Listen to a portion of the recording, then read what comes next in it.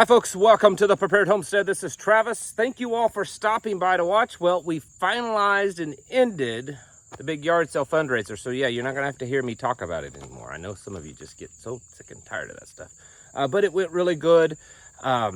We ended out around $2,000 over 2 days, which is really good. It gets us really close to our goal to finish this project. So we'll be putting that money towards purchasing items over the next week or two and getting in there and trying to wrap up as much as we possibly can.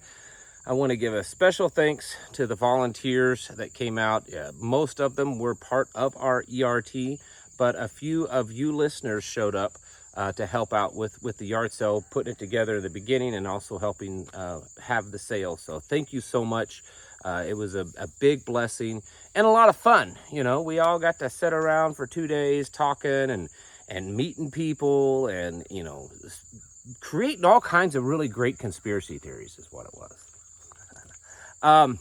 And one thing in the news today I want to mention before I get started, the Houthis in Yemen, they blew up, there's video of it, they blew up a Greek flagged oil tanker in the Red Sea. There's a few things of why this is significant. This is they posted the video online. It's quite a significant sight. If you remember, just earlier I made a video talking about how the United States has the biggest naval fleet it's ever put together in the Middle East. It's the biggest in the Middle East ever. And they can't even protect these oil ships and stuff like that. Maybe it's on purpose. Maybe it's on purpose to, you know, have provocation for a bigger war. I don't know. But either way, it makes America look pretty bad that they can't protect a massively huge ship like an oil tanker. Also, if you remember, some of you are old enough to remember that Valdez oil spill many years ago. That was something like 30, 40, 50 tons of oil that was spilled. This thing was 150 tons. 150,000, sorry, it was like 35 to 40,000 tons. Let me get my numbers correct. 35, 40,000 tons of oil. This was like 150,000 tons of oil. Much bigger. Ecological disaster, war, all kinds of stuff. It's significant, and so we'll be paying attention to that also with all the other stuff. What I wanted to talk to you about, though, is, well, it may ruffle some feathers, but you know what? I had someone tell me just recently, said, well, sometimes people's feathers just need ruffling. And I think that's true. And I say this not as I'm criticizing you because I do everything right, I'm so great. No, that's not it at all. Because I'm learning just as well as you are.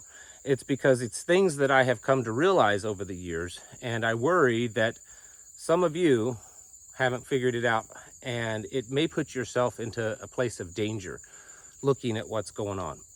So let me try to give the preface of this without going too long-winded. I have a tendency to do that. Prepping has been around for a while, a few decades. And before the COVID, before the Donald Trump and Joe Biden election and all that kind of stuff, most people, you know, it was popularized by TV shows and movies and made it look silly and all this kind of stuff. Prepping, people kind of focused on a singular event that could knock things back for a while. You know, the grid going down for a while, or a pandemic that would, you know, take place over a period of months, or, you know, something happened, a tornado, something. Right? And so in general, most people were prepping for a period of time. And that could be anywhere from days to weeks to months, maybe 18, 24 months. Most people were not prepping for permanent, long term, because prepping in itself is almost sorta, the word almost indicates that it's a temporary thing. You're doing something just for a temporary thing. And when we start to look at what's going on in the world and we compare it to biblical prophecies and all of that, you can call me some negative Nancy Doomsdayer, but I have the belief that what we are seeing and what we will see that's yet to come is going to be a permanent thing. I don't really personally think that we're going to go through a real tough time period, and then after that things will get better and go back to normal. I think whatever path that we're on, it's going to be a permanent one, at least for our lifetime, maybe, you know, a few generations, that it's going to take to kind of, if it's even possible, to get back on society's feet. And it could be the final, you know, it could be the true end of days. So with that perspective, I think it greatly changes how we should look at preparedness and self-sufficiency. And the reason why I'm mentioning all this is because when you look at a lot of the tactics, a lot of the suggestions and stuff that is online, so many of these things, when it comes to preparedness, are temporary.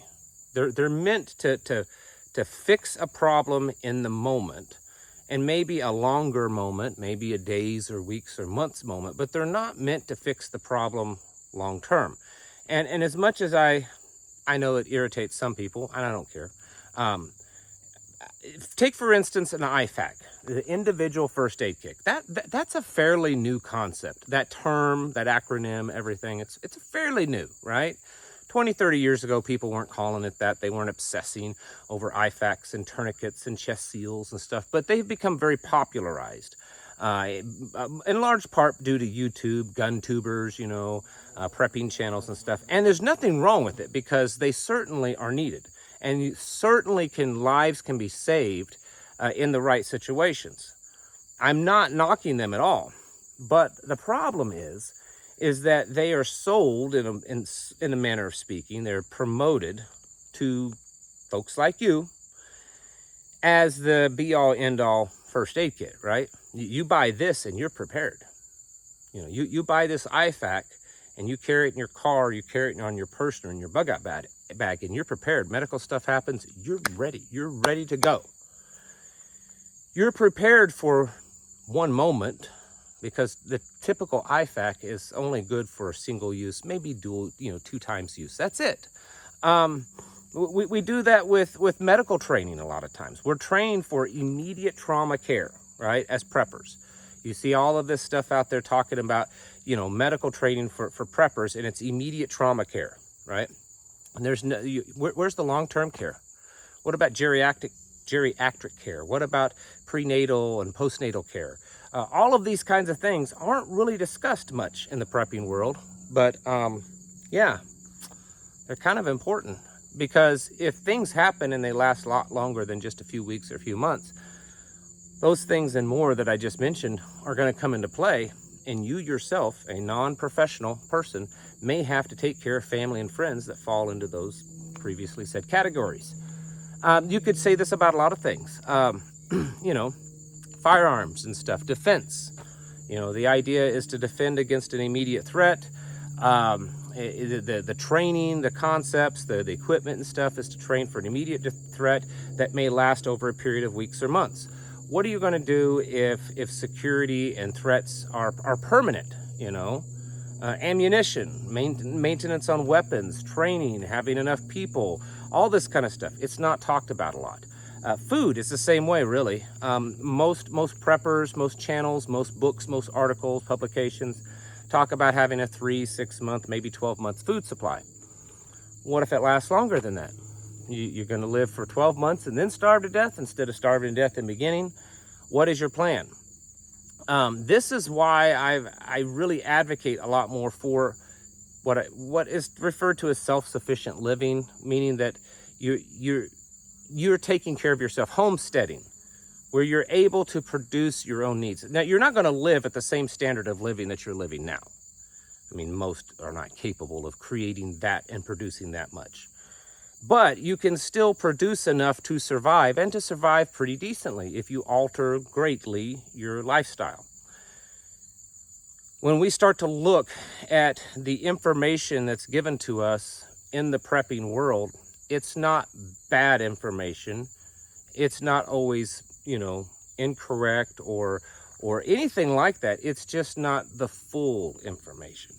I feel too many times that what is put out there is it's like, this is how to get through this little period, you know, this much time. If you make it through that, well, what about all this over here? Oh, well, that's too deep. That takes a lot. That's a lot of dedication and seriousness to change everything so that you can survive till the end, to your end, whatever it is. And so I worry about that. You look at technology. Technology has become a major role in prepping. There's all kinds of gadgets and stuff that's come up in the last several years. And some are pretty decent, some are laughable. I get people almost daily, at least every week, sending me emails wanting me to promote this or that.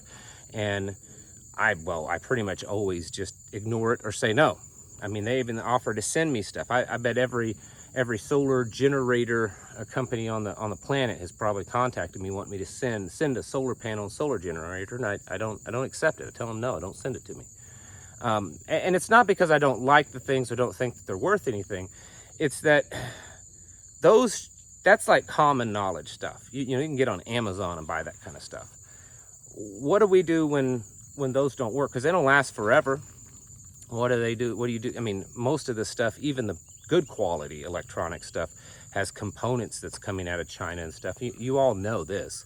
You can buy the best quality TV out there, and if you can make it last 5 years anymore, you're doing really good. You know, back when we were kids, they were our great-grandfather. I mean, you know, they were old, and some of them still running today. So stuff's not going to last that long. It just isn't. It's not made to. Even the best is not made to last long. So what are you going to do 5 years in, and everything that you've been dependent upon for your existence stops working? What do you do then? These are the things that we need to be thinking of, because while we may be still a ways from the point that it is that level of apocalyptic destruction, I'm not speaking biblical apocalyptic. Don't jump up and say, whoa. I'm just saying figuratively, bad devastation.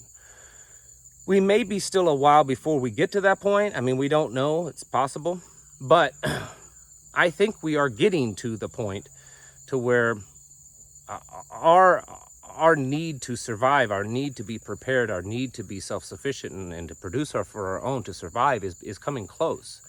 And I think that time is going to last for a very long time, much longer than 6, 12, 18, 24 months, 48 months, whatever. And here's the thing. This is the thing that we always have to remember. The apocalypse, right? The collapse, the whatever it is, it may not look like the movies. In fact, I think that it probably won't. I think the movies portray a different view on purpose to have people prepare for that when that's not what's going to happen. You know, they portray this Mad Max, this Book of Eli sort of thing where it's just desolate and it's anarchy and everyone's on their own. And in some ways, that's a little bit easier. I think what it's going to be more like is, say, 1984, where government is big and controlling much more than it is now. And you just don't have access to the stuff. The stuff exists, food exists, medical exists, water exists. You don't have access to it. And so that's the thing that could last, well, decades, generations. And that's why we have to be preparing. So when you are working out your preparedness plan and methods and the things that you're going to do to survive, don't just think about, well, what am I going to do to last the next 12 months? You know what? I just need to make it till January, you know. I just need to make it till blah, blah, blah. You need to figure out how to make it, well, till the end. That's what you need to be preparing for, is how to make it to the end. Because the end may be quite a ways down the road still. And I think we have a long road to get there. And prepping for just a few months is just, I think it's a dangerous gamble. You could be right, but I think it's a dangerous gamble. We need to be thinking about along long-term preparedness, long-term self-sufficiency. Because I believe that this is going to be the long game, folks. I mean, so far, that's how it's played out. It's time to get your houses in order. You know that. You need to be preparing yourselves mentally, physically, and spiritually. Thanks for watching.